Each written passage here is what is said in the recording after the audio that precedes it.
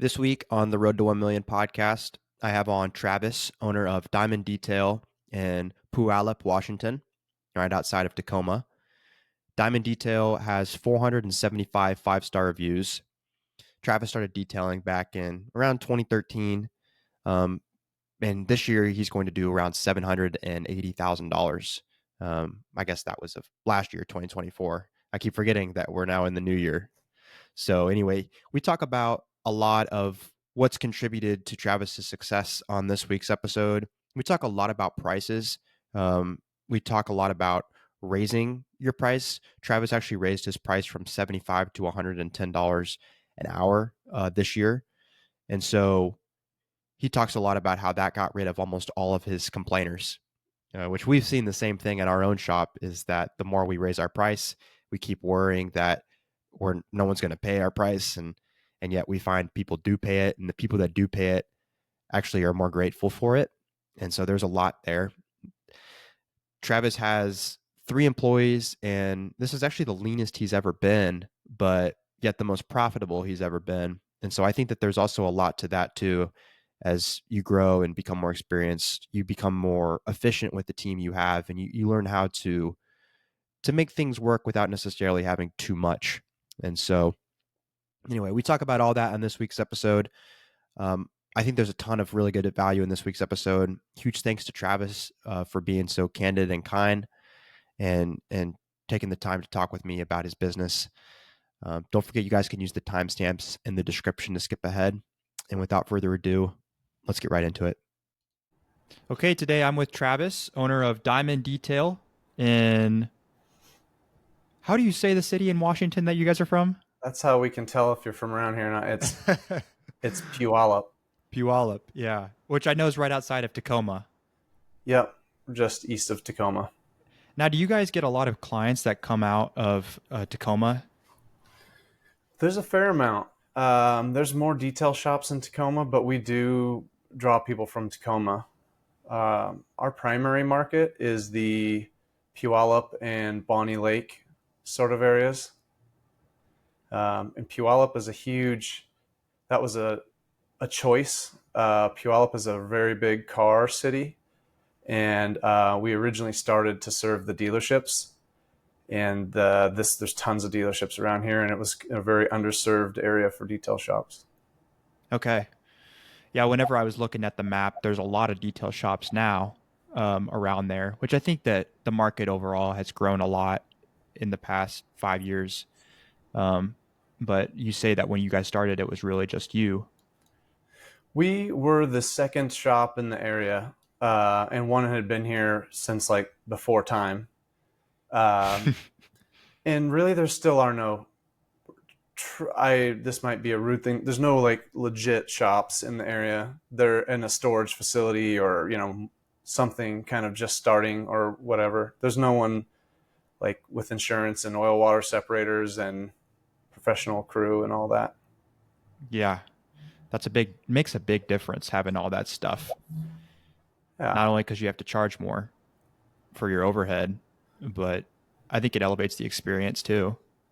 Well, just a car is it's frequently, it's someone's second largest purchase usually. And also people don't trust their car. They'd quicker trust their house to someone than they would their car. They don't want you to, uh, the fact that we're career professionals and not just a bunch of people here for a quick job, and the fact that we've been here for, I think, 11 years now, and we've always ran it as a professional shop, and there's not a lot of people that treat it like that. They treat it like a way to get some quick money or something of that nature. Yeah, I agree. I see that all the time. They treat it like a side hustle, Yeah. or they treat it like a solopreneurship kind of ordeal. I'm actually really okay with the solopreneur thing. I started as a paintless dent repair company in 2011, and that's how I was.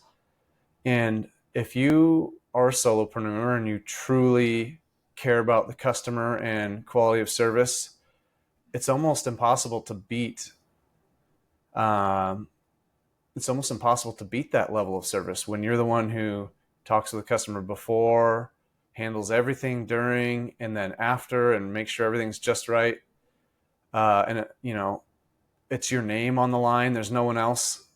That's kind of, if you get a good person, that's what I'm trying to create with our shop, because it's what I had and still have with the Dents.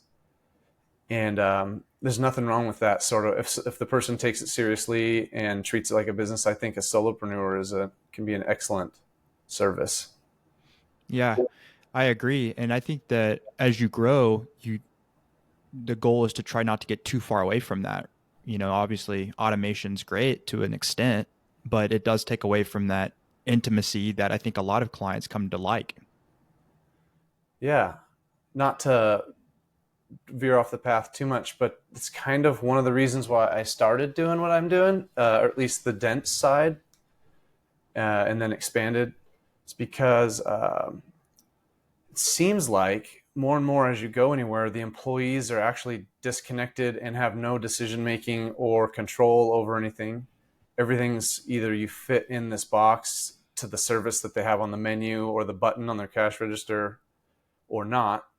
If not, they don't know how to help you out, you know?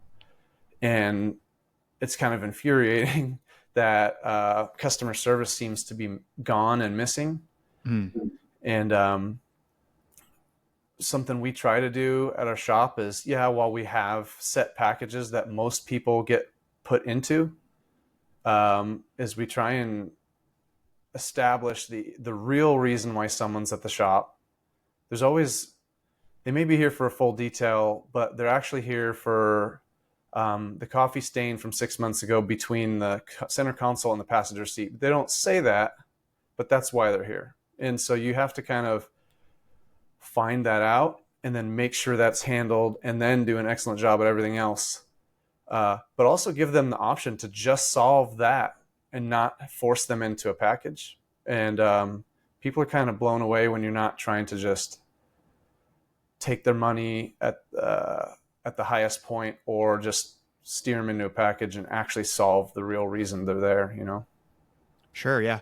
So one of the questions I had for you was about your prices, and I know you guys are in a bigger city, and everything seems to be more expensive over off on the West Coast. So it's easy for me to look at prices like in the Midwest and compare, which it's not really fair to do that.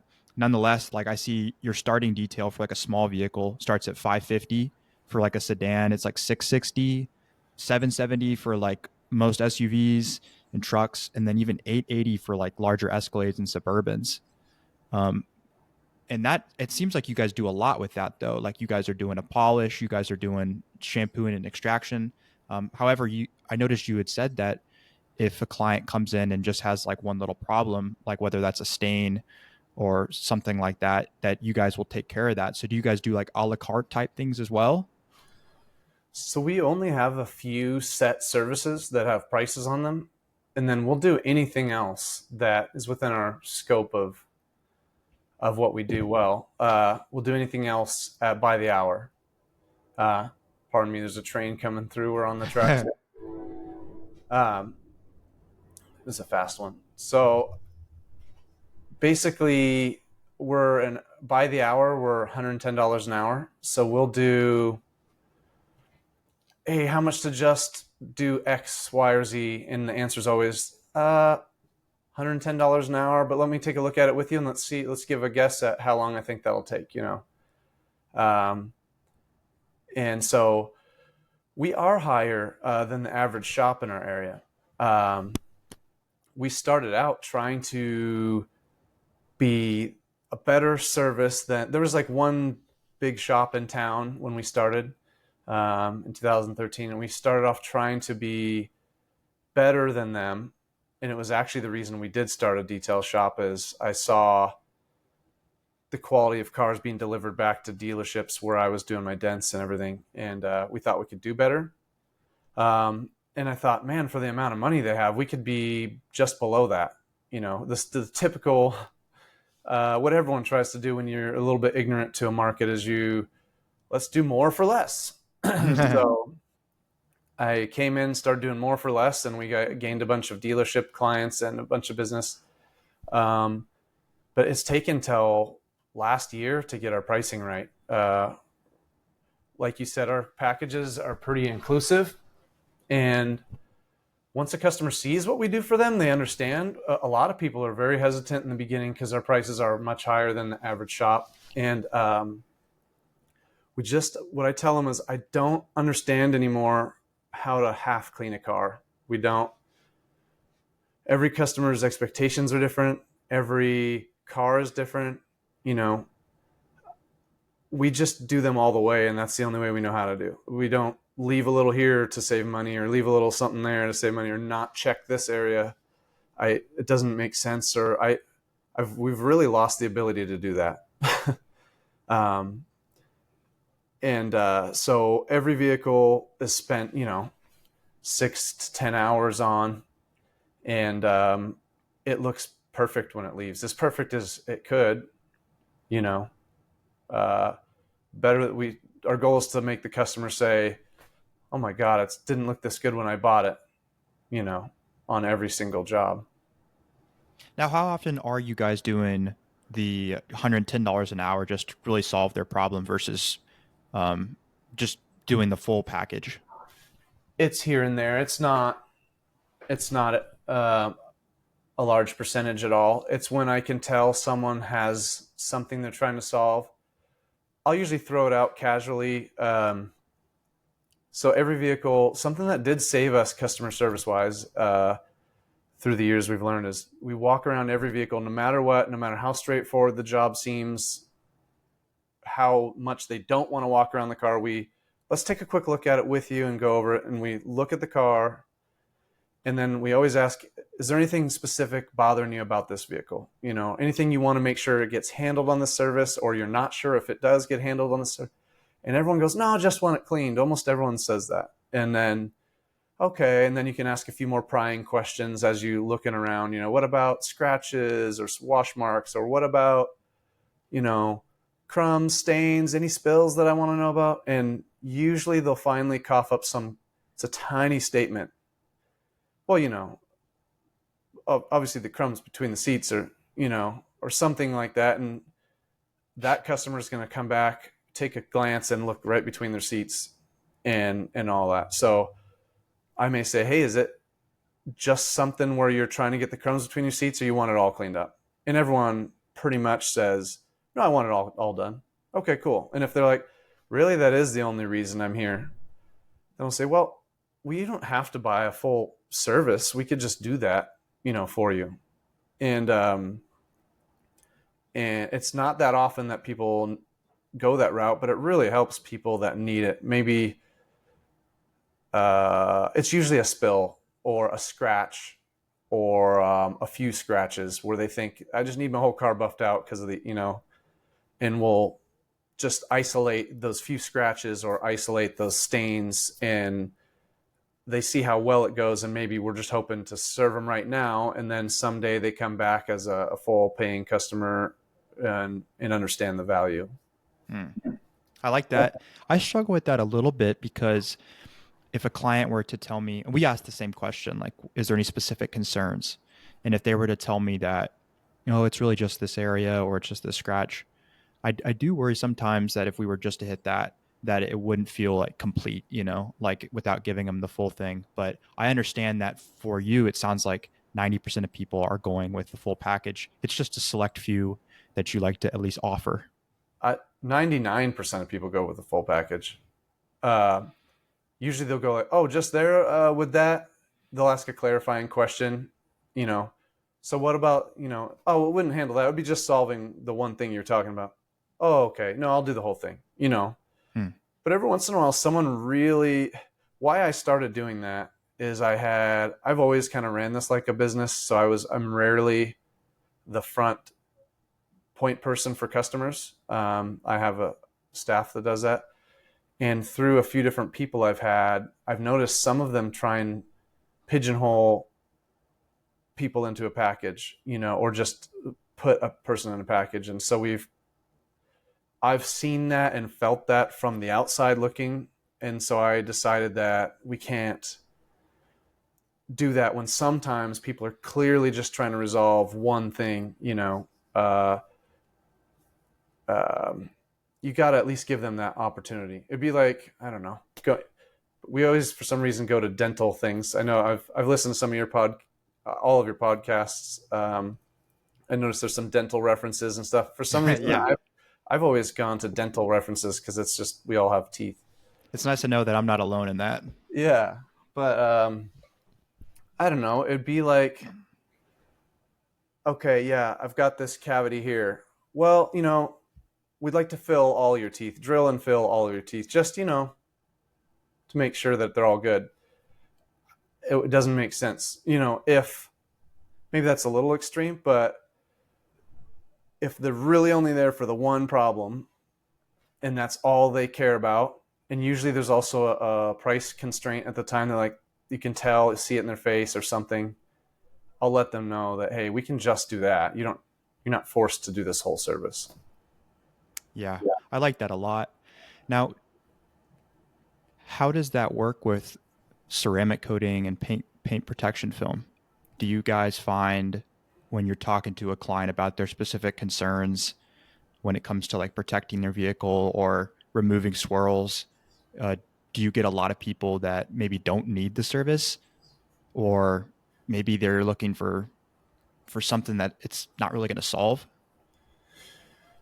I feel like there might be two questions there to address. So I do think I think I've got one of them. People that might be looking for something, thinking they want a service, but it's not going to solve it. A lot of people think ceramic coating is going to solve things. I've heard about this ceramic coating. Is that going to take care of all these scratches? And I'll let them know, well, ceramic coating doesn't actually repair anything, but the prep work we do to do a ceramic coating will repair all these scratches, and then the ceramic coating is the best protection you can possibly get for afterwards. So we do see that where people are under the wrong impression about what service they might need or what comes with something. But as far as the bigger question there, I think we kind of are unwavering on the prep work for ceramic coatings and PPF. There's not been, especially on ceramic coatings, there's not been a single car ever from the dealership straight off the truck, anything, never washed, that doesn't have paint defects that need addressing, um, even it seems like the more expensive the car is, the worse the paint is. But there's always a mark or something somewhere, and we just don't skip it.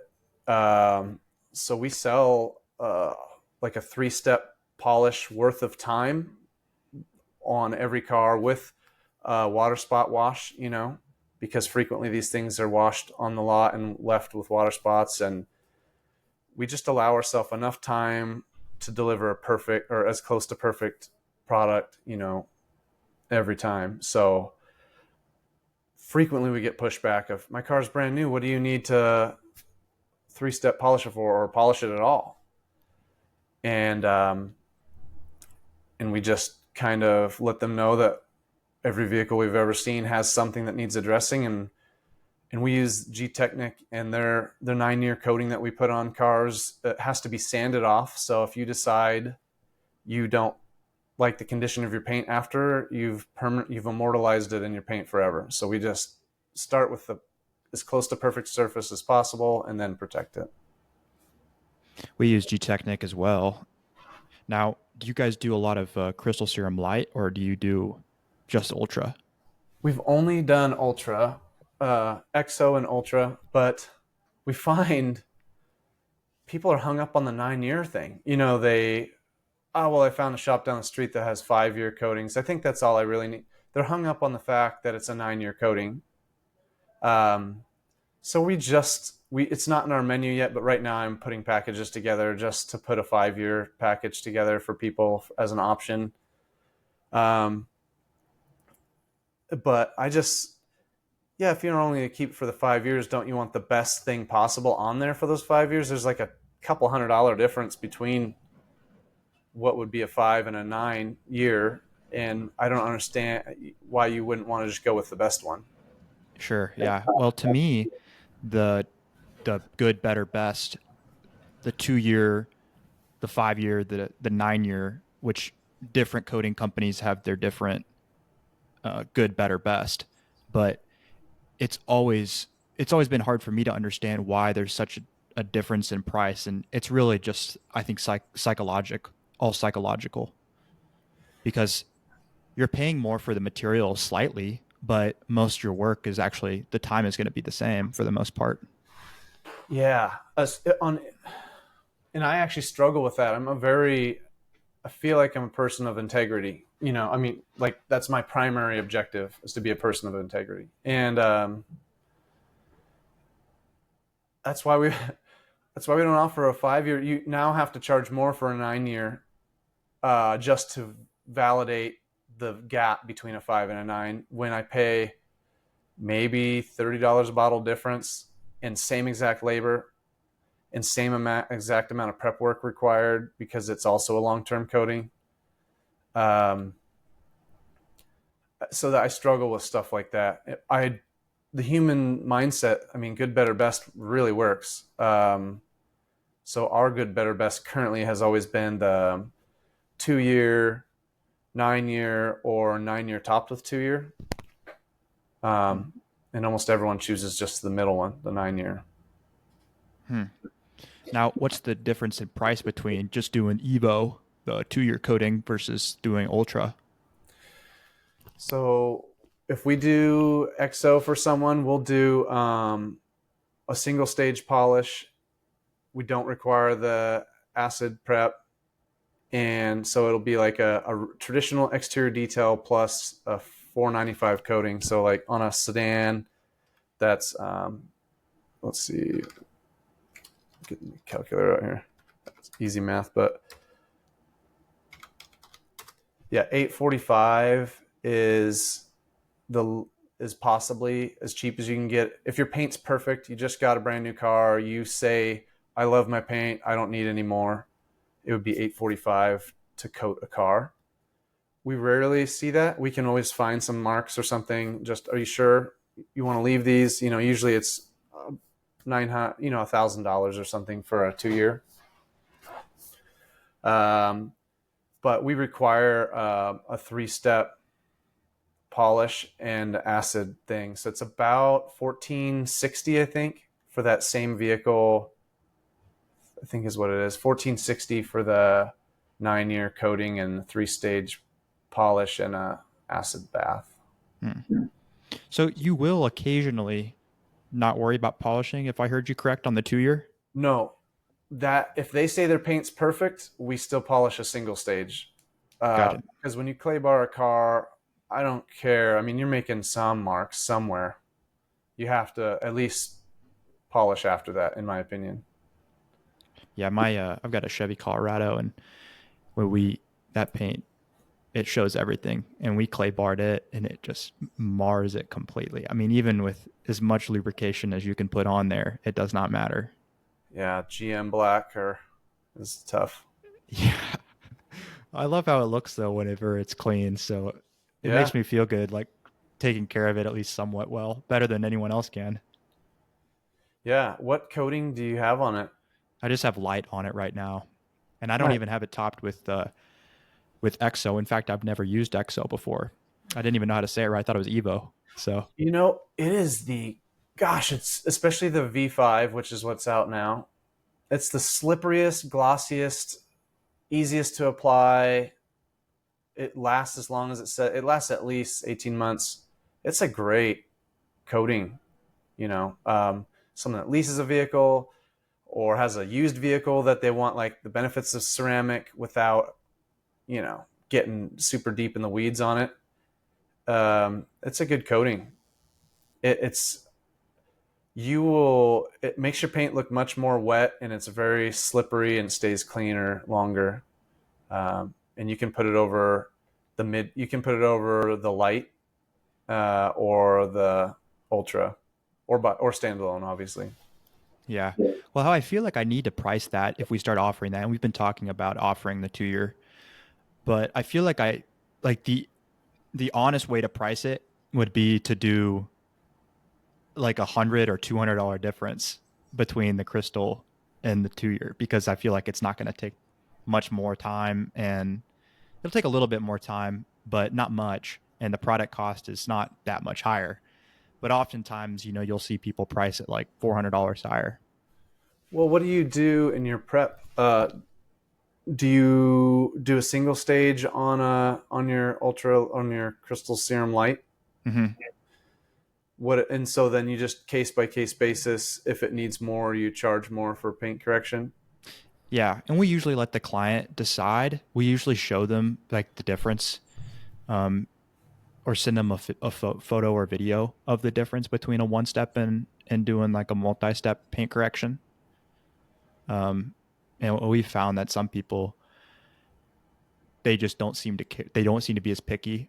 But Yeah, we definitely we veer them in the path just like you do, of like, we need to do this right. We don't want to cut corners here. Let's do it the right way. we've had one customer that I guess two total. One was early on when we were using light. Um, we coated over a couple water spots on the roof of a car because someone hadn't removed water spots from the roof, and they're a really particular customer. And it's how we found out first it needed to be sanded off because you could not use a wool pad or anything to get through to the water spots.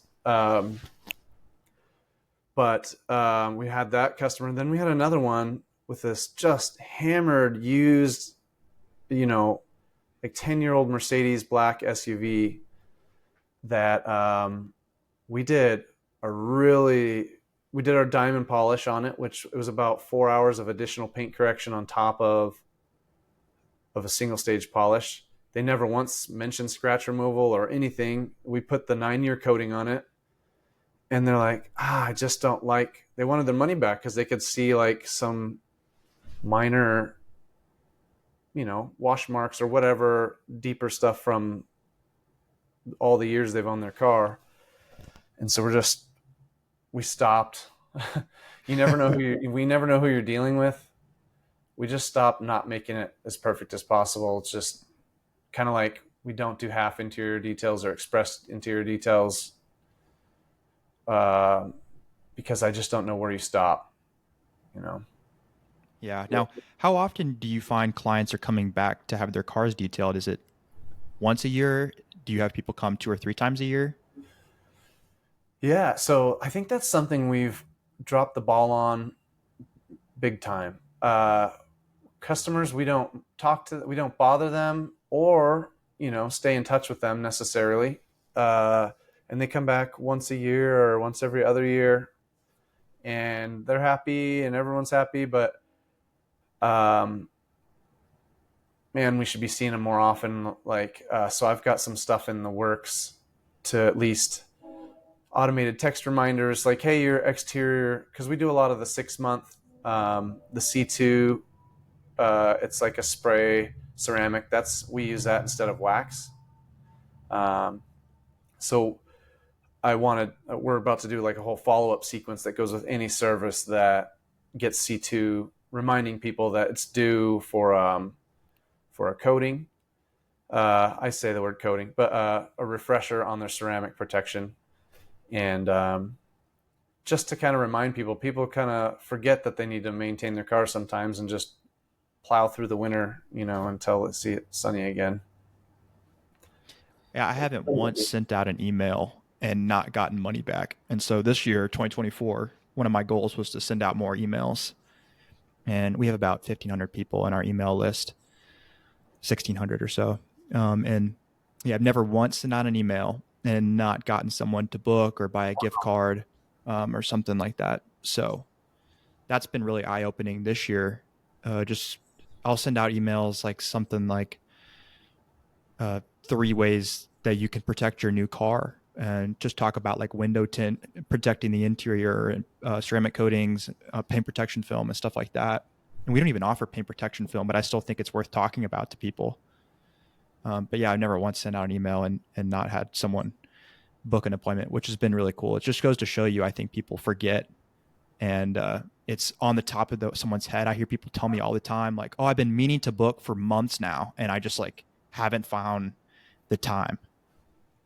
That, yeah. And so a couple things have inspired me, and I'd love to share this too. So my wife gets text messages about our dog. You know, we don't brush our dog's teeth. Like the food we do is supposed to clean the dog's teeth and stuff, but I'm sure a lot of people do brush their dog's teeth, but we don't. And she'll get messages from, our dog is 11 years old, and she'll get messages from the dentist, just automatic, or vet, automated. Hey, it's time to see Cy again, and he's due for a teeth brushing, and that's going out to like everybody. And she feels compelled. Um, she feels compelled to do. She's like, should we do this? I'm like, we've never done it before. I don't see why we would now. Um, Point being is, all it takes is a, hey, this is proper maintenance. The vet sees that as proper maintenance of your dog's teeth, reminding you, and then it's up to you to pull the trigger on that or not. And I think probably a lot of people do. So I must, there's all around teeth here. And so because of, I was thinking also, okay, you go to the dentist. What's the very first thing they do when you leave? Like, or at least my dentist, you walk to the front desk and you get your next appointment scheduled. And I know that's coming. My dentist even tells me, hey, on your way out, see the front desk, they'll get you set up for your next appointment. Like, so there's a soft reminder, and then you do set that next appointment, and then you get an appointment reminder down the road.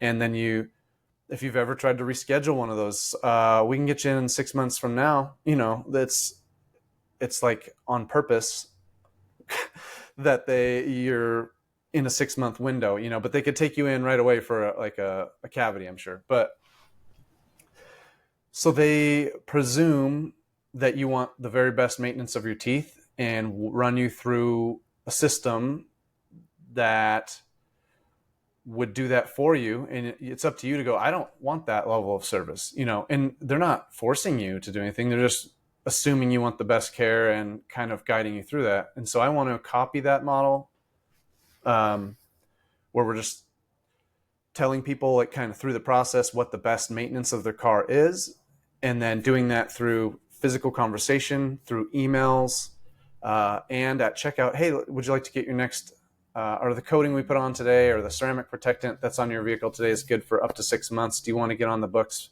for your next one so you can keep it maintained? Just that question alone is going to give us a lot more business. And then I'm dragging my feet on it, but we're going to do that. And then the reminders, the automated, hey, it looks like if they're not scheduled for a coating, looks like your ceramic protection is due to be renewed. And then if they say no at the point of sale when they're leaving, just, hey, just so you know, we'll be reaching out to remind you when it's due. You take it or leave it. And if they said no, of course we'd remove them from that. But multiple things where we're going to assume that they want to maintain their car, and therefore we should be seeing more customers on a more regular basis, just because making them aware of what's proper maintenance of their car, as well as kind of taking control of that process a little more. Now, do you see the client? Do you check them out at the end of every detail, or is that part of your staff's responsibility? It's part of my staff's responsibility. I get in and out. I'm like the backup to the front desk. And so I see enough to change processes as we go and fine tune things. Or if someone's sick, I'll fill in for it. But I don't do that part of the business regularly. So I just make sure it's whatever I implement's being done. And then I try and systematize everything as much as possible so that it's a no-brainer. When did you take yourself out of those positions? Like, when did you start hiring staff for some of those roles? I have a really unique situation where I was a Ford tech before for 9 years. I came from the automotive industry, flat rate mechanic. I always wanted to own my own business. I opened the Paintless Dent repair business in 2011, and I was doing dealerships and retail clients for Paintless Dent repair. I was doing it for all these shops, and I just decided I want to open my own shop. So day one, the very first day, I didn't know a lick about detailing. I just knew what what a clean car looked like. I hadn't done any YouTubing. I didn't know proper processes or anything when I opened the shop. And so I had a detail manager I hired on the first day. I never ran that from the get-go. So I did the dents and handled every dent customer start to finish. And my shop manager ran the guys and handled customers. And I just gave influence and guidance over that the whole time. Granted, though, we've been through so many cycles. We were in a 2-bay shop only for a year, and then went to our new spot here, which we're in now. It's 4,500 square feet, and we plan to stay here.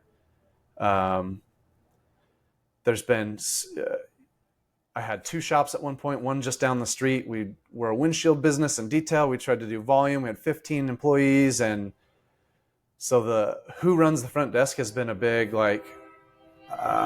sorry, another train here.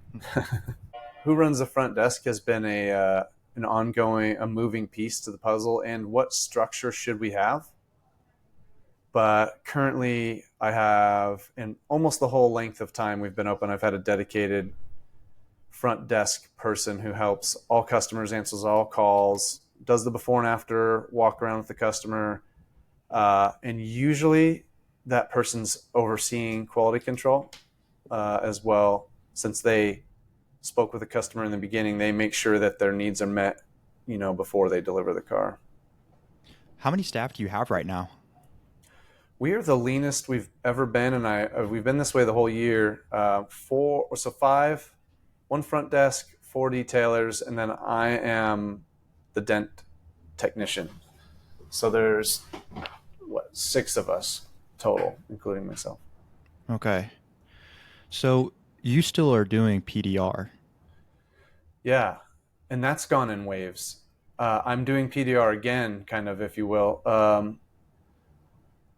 As we started to grow, I was trying to treat it more like a business, and I do believe in working on, not in. I get more fulfillment from the physical side. I love being the service guy, but I understand that caps you. So I've had multiple dent people, and they come and go for different reasons over time. And when the last guy left, it was November last year, and so it's 2024 now, December, and it was November of 23. I took back over dents after several years of not doing any, and I've found a lot of fulfillment in it, and I've gotten my skills back up, and I'm better than I ever have been. So you've kind of found it's nice to balance doing the service work and working on the business, not just for your business's well-being and growth, but also just for your personal fulfillment and happiness. Yeah, I don't find much fulfillment sitting behind a computer screen and crunching numbers, or just telling people what to do, or in a mega successful business. I would feel terrible being at home while everyone else is just running the business, even though that's still the dream, right? Right. I have this weird hang up where I feel like I want to and need to be involved. I think the owner of any large company that's successful is not filling in at the front desk or the cash register when someone calls in sick. That's just not the way it is. So someday it may get to the point where I'm not involved in that way, but I've noticed every time I kind of try and situate myself as more of a business owner instead of an active operator in it, it loses just a little something. Something starts to decline, the customer service level or the quality of the cars or the morale, something declines. And then I'd hop back in, start revitalizing it, make some changes, and everyone's happy again and think quality's up. And it's a back and forth cycle. And I think if we want to maintain that, I don't know, that customized customer service feel where everyone feels like they're getting a service exactly what they want and need, it's going to be several years before I can have a system that delivers that the way I would want it to be delivered without me, if that makes sense.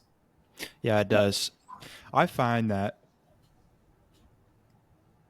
I'm most productive in the mornings, and I usually go work out in the mornings, get up pretty early, knock that out, and then I try to come home and knock out any of that mundane, boring back office stuff that I don't necessarily want to do but needs to be done first thing.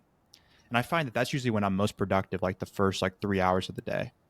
So I do that home while I'm by myself. And then I usually go in after that to the shop. And I definitely think that there's something to be said about being active in the business and still being competent as far as like your different services, being able to do all that just as well as your team does. Um, Not that you might have guys that are maybe slightly more experienced with when it comes to certain specialties like paint protection film or window tint, but just being able to still be proficient in it, I think, is extremely important. I think you hit that nail on the head. Um, where I get utilized detailing wise is problem solving, and I love all that. I feel like I have some strong logic, and usually I can look at something and I'll know what it is, or at least what we should do next.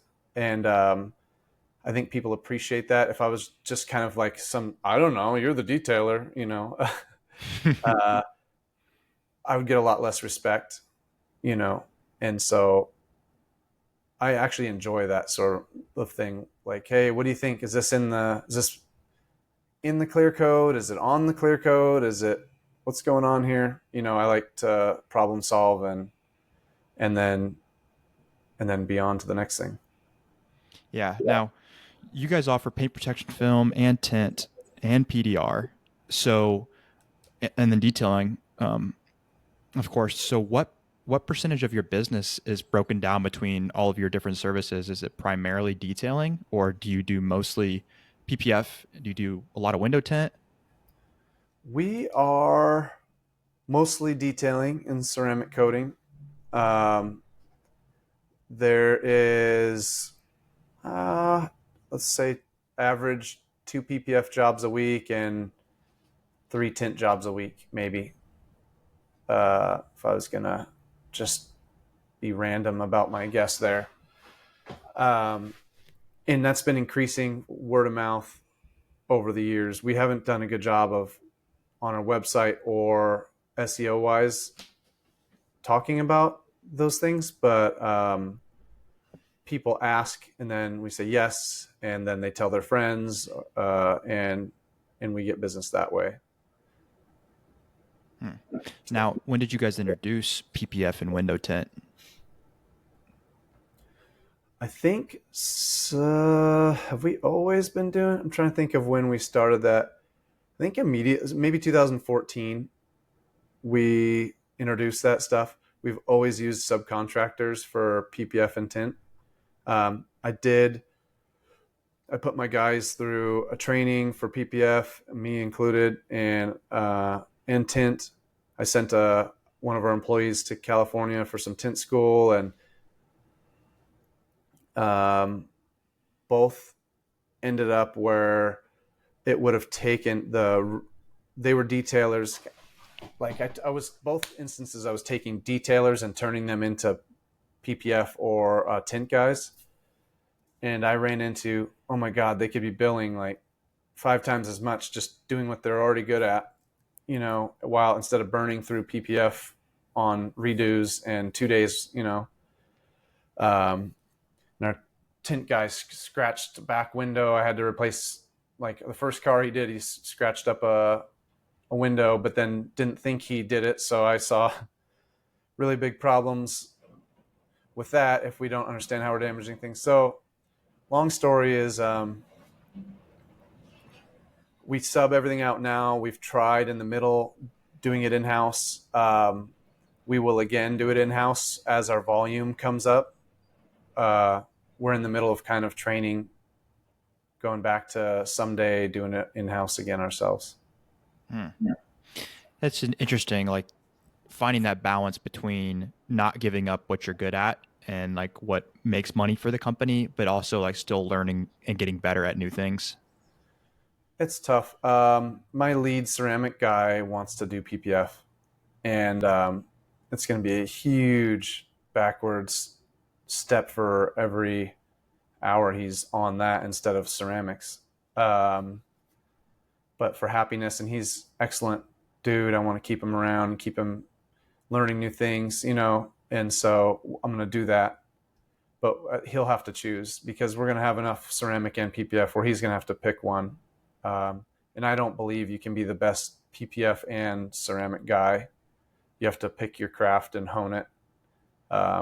You could be good at both, but I find it hard to be the best at both. Yeah. How many ceramic coatings are you guys doing a week? In the summer, so we're probably only 3 a week in the summer, and in the winter, like right now, uh, maybe one. And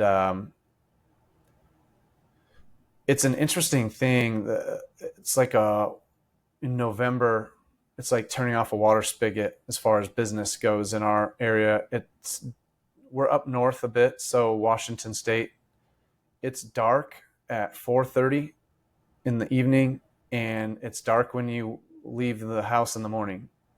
And so it's raining and dark all the time. People don't care about their car; they just want to get to work and get back home. So it's like, um, all we get is hammered interiors in the winter, or people that have bought a new car and want it protected. That's kind of our only business in the winter.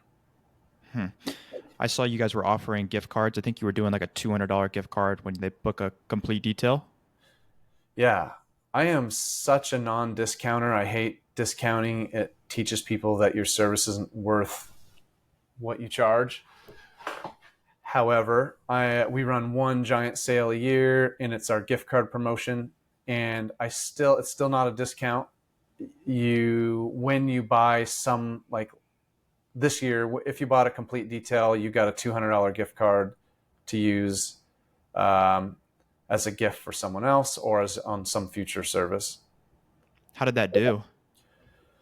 Um, I think we did. I have to look at the stuff. Somewhere around 30,000 in sales, from Thanksgiving till now, just for that.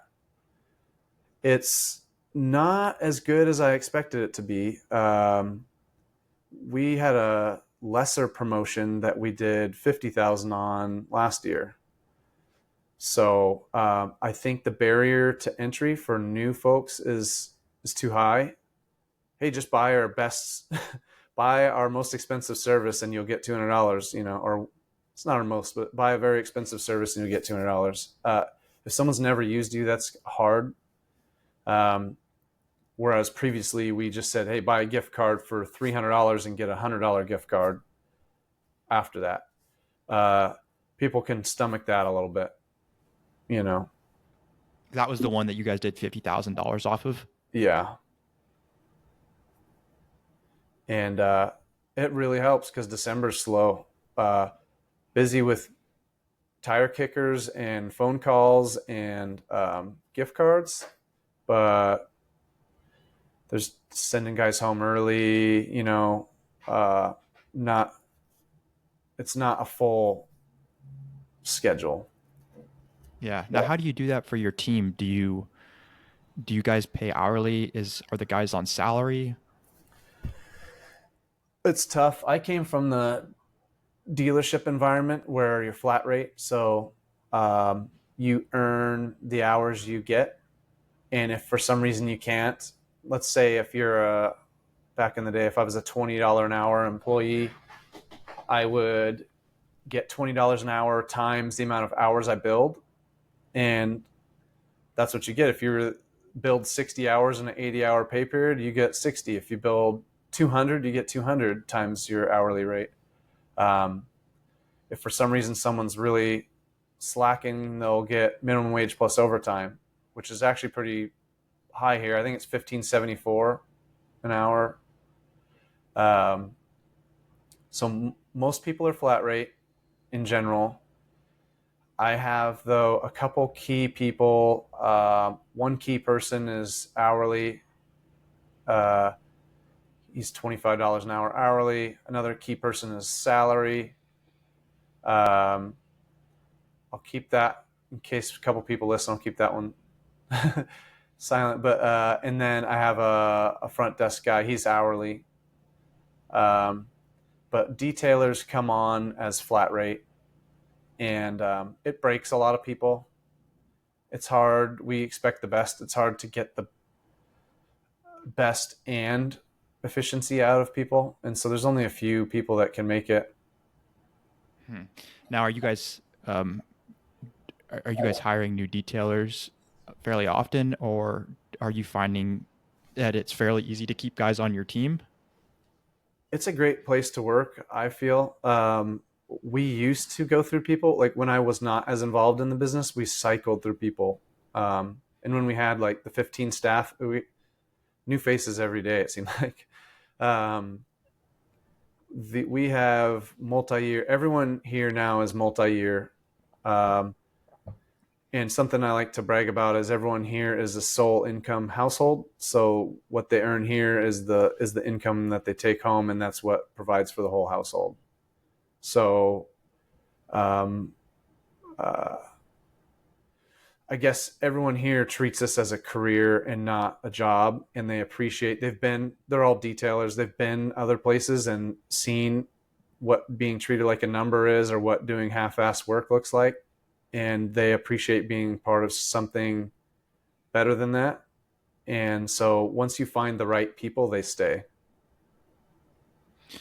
And I think it's important to pay those guys what they're worth, because I've heard, not just in our industry, but in every industry, that it almost always pays to pay a little bit extra for quality work.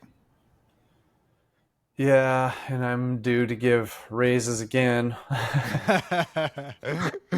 So It's always a bittersweet thing, that is, huh? yeah, I really want to keep.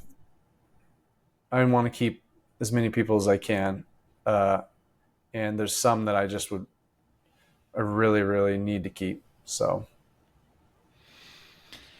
Yeah, and sometimes I think it's easy to think, oh, if we just hired minimum wage workers, that, how much more money could the business make? But it's such a flawed way to think, because that's not why you have the reviews that you have, and that's not why that the energy and the morale is where it's at in your business. It was because if you hired minimum wage workers, you know, it wouldn't be a 5-star service. you can almost certainly tell a minimum wage worker when you see them. Um, Nothing wrong with that, by the way. It is a starting point. It's where we all had to start. But I don't want them in my wash bay, or I really would rather them not be here at all. And if they are, they need to immediately be trained to a higher level. Because if I had a car that I really cared about and I was here for an estimate on a detail, and I walked by and saw someone that appeared like not a professional detailer, I would probably not take my car there, or at least I would check around, see if there was a better spot to take it. Um, you know, Guys hanging around, vaping, leaning on cars, I don't know, just stuff that's not professional, possibly. I would not want to have that happening. Yeah. I mean, it's not just about the result. It's the entire experience, I think, that makes up your service. everything from how clean your shop looks to how the guys look dressed to when they walk into the checkout to pay for their detail. Like, is there clutter everywhere? Is there, is there stains all over the floor? Because, when we live in it and we work in it every day, it's not a big deal. But when someone comes over to your house or to your business, just like when you go somewhere new, you notice everything, like you're on high alert, right? So you notice the fine details, and it's important to focus on those things. It's funny, sometimes you forget. I kind of run one of the two monitors up at the front desk, so my area will have like pile of notes next to it and some business cards over here and there, and sometimes I'll just stand back and look, and I'm like, oh my gosh, my area looks like a S show, and so I'll have to clean it up because, yeah, you want people to walk in and see an organized professional environment. Yeah, and we are cleaning cars. It's not going to be the cleanest of all times, because there's going to be dirt that gets on the ground, and there's stuff because cars are dirty. But we still try our best to maintain a clean workspace. Yeah. Now, how many PDR jobs are you guys doing right now a week? I do 2 to 4 a day.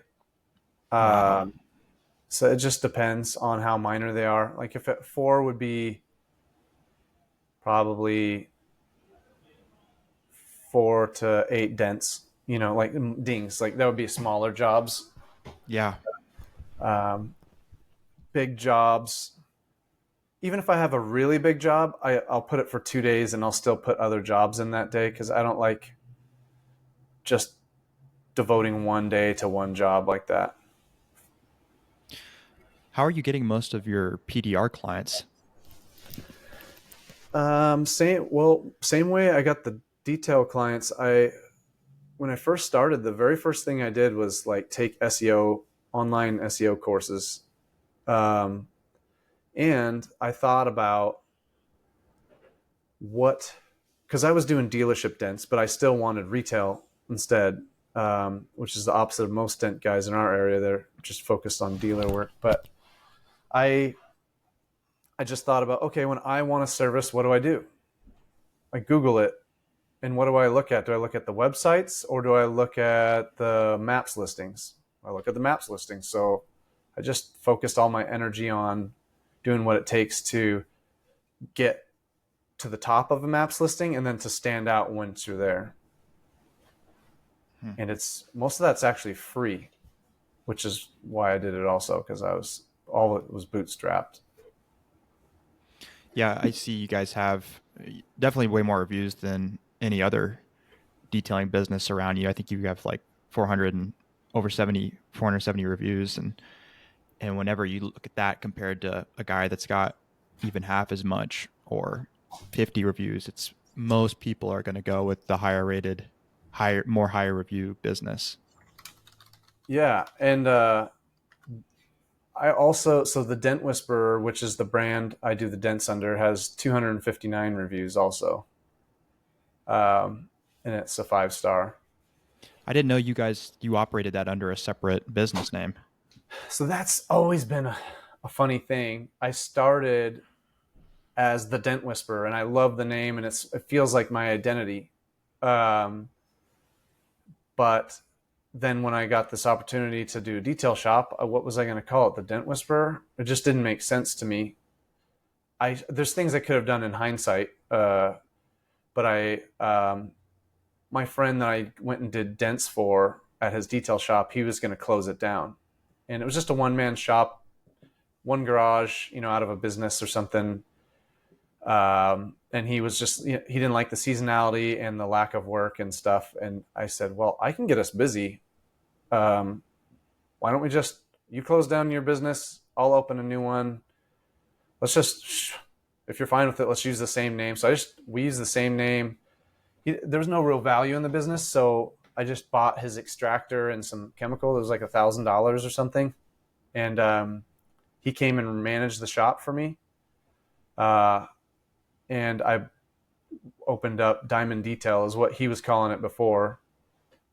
But we did it immediately, different branding, different pricing, different way we do business and all that because I had a different idea than him. But I just went with that name without thinking too deeply. And I'm a big branding guy. There's a million diamond details out there, and I feel a little foolish for doing that. And it's just a little late to change, but it's a decent name, and we're stuck with it. So we're Diamond Detail if you're looking for a detail online, and the Dent Whisperer if you're looking for paintless dent repair. Do you think it's good to separate those two like that? Honestly, for SEO purposes, as far as it's 100% the right idea. It takes double the work to get them both ranked for their areas, and and then it's a little confusing at the building. Is this the Dent Whisperer? So I've been trying to figure that out for years, but when someone's looking online, they choose Dent Whisperer for dents, even though the Diamond Detail has it offered on there too, and they choose Diamond Detail for detailing. Yeah, I've always thought about that if we were to get into like, and we're looking to get into tint, and you're going to get clients from detailing that want tint, but there's a lot of people are Googling window tint, and I think you'll show up if you have good reviews, but I don't think Google's going to prioritize you over someone that has tint in their name for SEO. What's your guys' official name? Is it Belk Detailing? We're actually Belk Mobile Detailing on Google. And are you getting away from mobile? Or are you going? You're going to keep the mobile? Yeah, we're kind of good at getting away from it. So you're due for a rebrand then at some Yeah. point, and I would just call your name. Well, this is if you only wanted to really focus on detailing and tint. Belk Detailing and Tint. Uh, it's cheesy. It's kind of like a long time ago. You probably are too young for this. In the phone book, people would advertise, and it's why some businesses have like AA or AAA. You'd show up first. So the people gamed it forever, to be AA septic repair or whatever, if you want to show up for tint, you got to have tint in your name. Not necessarily, but it helps immediately, especially with your Google business listing. Train number 3 there. Having it's so archaic, even though they have advanced algorithms, just having tint in your name will get you more people seeing you. It'll just show you more often. Yeah, I was talking to my buddy who owns a detailing shop, and he was talking about rebranding possibly when he starts getting more into tint and just calling himself like, I think the guys in the Chicago Auto Pros does this, where it's just Auto Pros, right? Mm-hmm. Instead of like detailing, like almost taking detailing out. But I mean, I see businesses that have detailing in their name that offer all those services, and they are killing it. I mean, they're huge. So I don't necessarily know if it's like a make or break type thing. It's not. We show up really well for tint, and it's not in our name or anything. And we haven't even done this. It's just in a lot of it. So people say, hey, they tinted my car, in like a review they'll leave us because the keywords are in our reviews, and we mention it on our site, and it's in our keywords on our Google listing. It's good enough.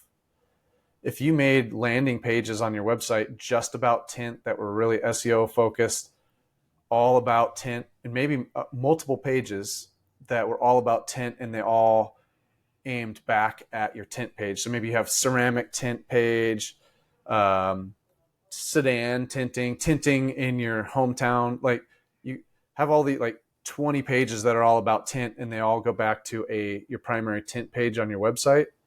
You will be showing up first, in your area. Most people don't take the time or money to get all that together. Yeah. Now, when you do that, when you create multiple pages like that, and especially like if it was for surrounding cities, like around here we have like Ozark, Nixa, Republic, Battlefield, Stratford.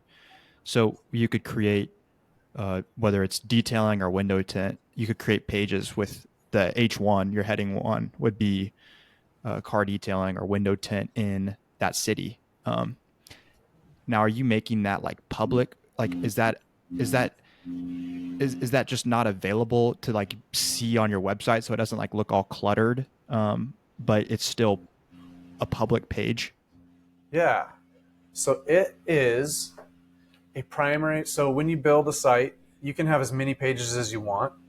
And then it's up to you on your actual page, your home page and other primary pages, what links you show. So I would never put, like in your upper navigation or anything, I would never put links to that. I do put them in my footer. So it seems to help areas we serve in the footer. And then I'm not sure if I have them all done. I'm in the middle of building these out, but there will be, you can click on Sumner or one of these cities that we're trying to market to, and it'll have a Sumner focused landing page. Nobody's going there necessarily from through the website, but people in Sumner are getting to our website through that page. So it's an inlet to your primary site, not so much as a page people see if they've already been to your primary site. Yeah, and that's what I've seen these SEO companies that are charging, you know, to do it professionally. That's what they're doing. Yeah, we've underutilized it a bunch. I'm kind of I ran a, I don't know what you call it, digital marketing business on the side of Diamond Detail and the Dent Whisperer for 2019 to 2023. So I've got, plus doing it for my own businesses. I know better, but I should have been doing that more deeply than I have been. It's really important. What else other than some of the basics like reviews and like good quality photos? What else? Uh, Hyper focused pages. So something I don't see advertised really anywhere as a tactic, but I've noticed my Dent Whisperer page ranked super duper well. And when if you type dent repair, paintless dent repair, PDR, dent removal, anything, and you're in my city or even near me, I'm the first one that shows up on the map. The entire page is only about those terms, and that's period. That's it. Those terms and the surrounding terms, and every image is labeled. So you're like alt tags and everything. The image labels should be keyworded. Your title tags should be keyworded. Um, but I think all of it, so just general SEO, just as far as like, oh, good tags that mention the service, but this page only talks about that service, you know. That seems to be the most important thing for that I've seen for ranking. So if you want to rank well for tint, that's why you'd have a tint only page, and then that tint only page would have information about tinting and what it does and protecting, and it would have links to maybe a blog you've written on tint that has a video on tint, and it would have links to another page that you've made about ceramic tint and the benefits of ceramic tint. Hmm. And all of these things send signals that this page about tint is clearly important because it has other tint related things pointing to it, and it seems to answer the questions. I've been really surprised by how many detailing companies just don't have good SEO, and that's Yeah. how we've gotten most of our business. And their mobile web, like 80% of our traffic comes from mobile, and everyone optimizes for desktop. All the websites look great on desktop, but you go to mobile and you have to like scroll like sideways, you know, to like read all the text, which you shouldn't It's have to do. it's kind of that's the craziest thing is everyone uses their phone for everything. They should be mobile first, and that's it. And then make them also look good on a desktop. People are rarely looking on the desktop; they're always looking on their phone. Hmm. Yeah, and we don't have like when I do a speed test on our website, it's not the greatest, and I haven't found. I've tried to reduce image sizes, to fix that, but it still flags me as like a C, you know. And even still, we still rank one or two for most of our keywords. So I think it just goes to show how bad most of the other businesses are. Do you have WordPress? No, we actually use Square. We built our website out on Square Appointments, Okay. and so that's who we use for our online booking and our CRM, and we use their website builder as well. And I think that they actually use Weebly. It's hard to beat Square's. They've just integrated everything so nicely. It's hard to beat that, and all the effort required to go outside of that and start over is just. I'm not sure if it's worth it in the gains you'd get. Um, there is a website called tinyjpg.com Hmm. that will take any image you have that you've already shrunk, and it'll somehow it shrinks it even more. Okay. It seems to, it knocks out like 70% of the size of an item. Yeah, we might need to do that as well. And videos too. I'm pretty sure if you have like a video, putting it through YouTube, not like actually inserting it on your website, right? Yeah. Yeah, native videos like loaded on the page really slow it down. But sometimes it's what you need for what you're going for. Um, yeah. Yeah, I think speed's huge because I know I catch myself if I'm searching for a business and it's taking too long to load. I'll just exit out. I know. Isn't that crazy? We used to wait for early. I'm from the dial-up days. We'd come home from school and like click on the modem and walk away, and come back. It's just insane. I've gotten impatient to it. I only have a few seconds. If it's a blank screen for more than a few seconds, I'm over it. You know. Yep. And I think that's how everything's going. It'll be crazy to see in 20 years like what that looks like because I don't think we're going backwards at all. I just can't see us going backwards. People are going to be so impatient. It'll be interesting. Yeah, I mean it's like friction that is becoming the thing to focus on with everything. Do you watch Gary Vee at all? No, I know I've listened to some of his stuff, but not really. Yeah, so he's been harping on this like digital, like social media shopping for a while now. And if you think about that friction, it makes sense. So the way that he sees it is if you're watching a YouTube video and the creator is wearing a certain clothing item or is using a certain piece of technology, rather than having to go and click on the link and go to this website to buy it, again, which is friction, and there's loading times in between. He's talking about being able to buy it directly on YouTube or on Instagram right there. Just like Amazon, it's got like the 2 clicks, like if you want to buy anything, there's like 2 clicks. Yeah. And it's the same idea, um, but buying directly on the social media app. I don't know where I was. I'm like super out of the loop on social media, which I know is a no-no. I just never, it's not my thing. Uh, I was somewhere and I buy this item. Like it was some item that someone was on screen or something. Uh, I don't even know, but you could buy an item based on just something on a video. And so I don't know if that was Google. I feel like I should know, but I was somewhere and that was an option, and it kind of blew me away. I didn't even know that was a thing. Yeah, I think that's kind of what he's talking about, and it makes sense.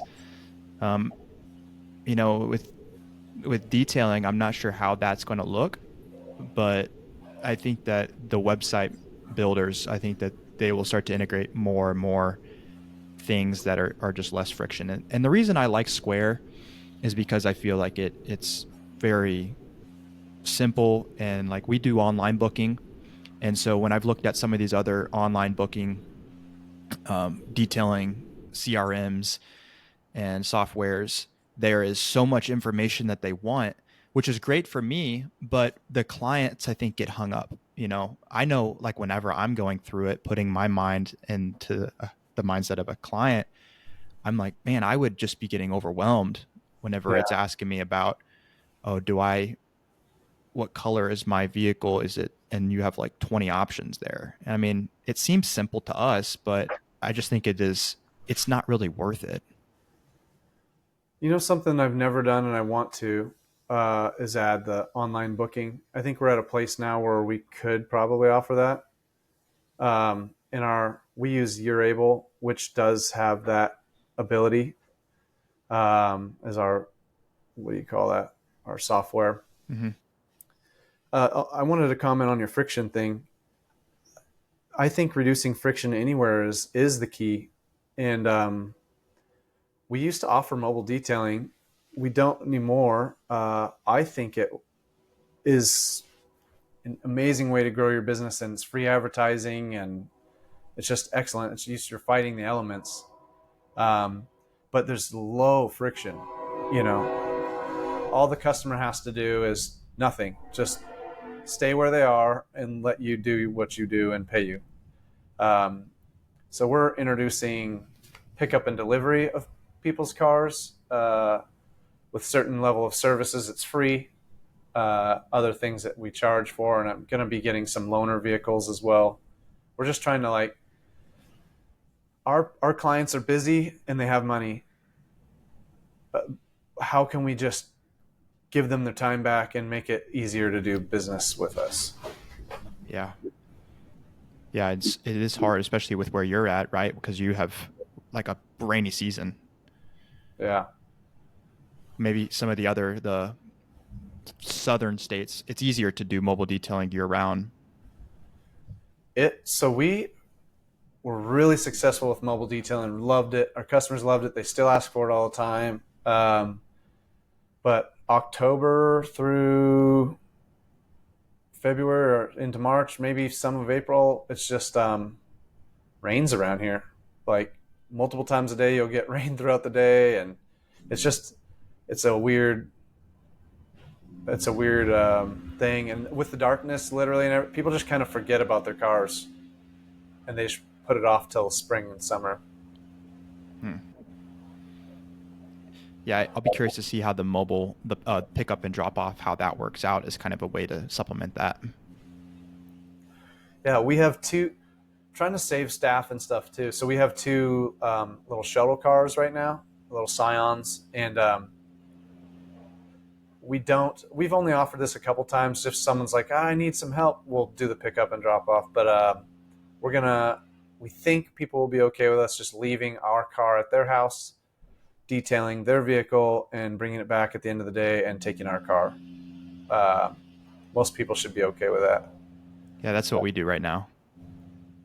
Oh, that's how you do it? That's Yeah. honestly, that's super convenient. You're not losing any convenience for the customer. There's a handful of people that don't want you to drive their car.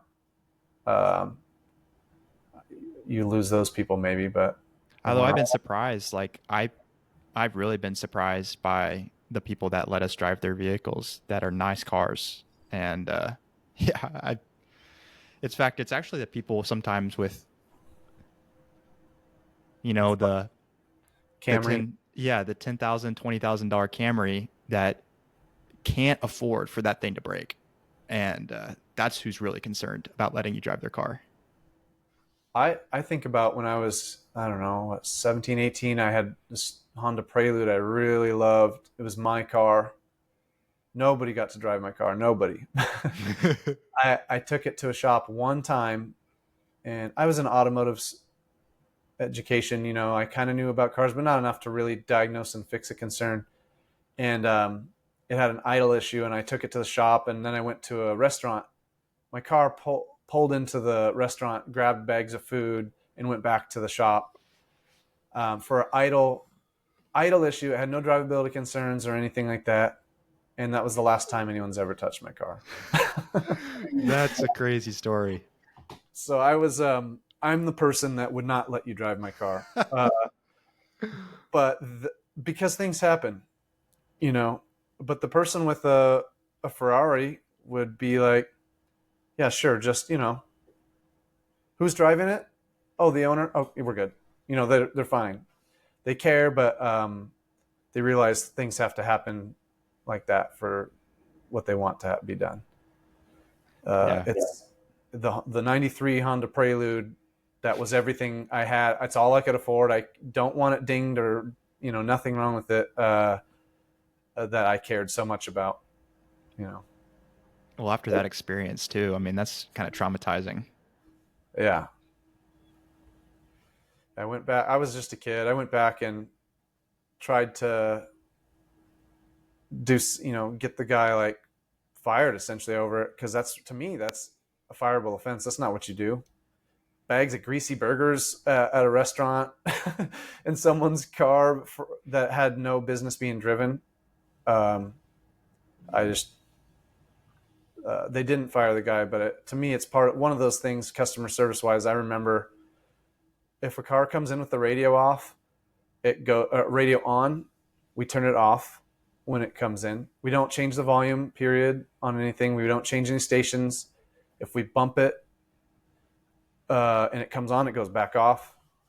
The seats and mirrors go back in the same position when a car leaves us. There's little things that I just think of as what would bother me if I was a really particular customer, and we try and head those off so people aren't thinking we're messing around.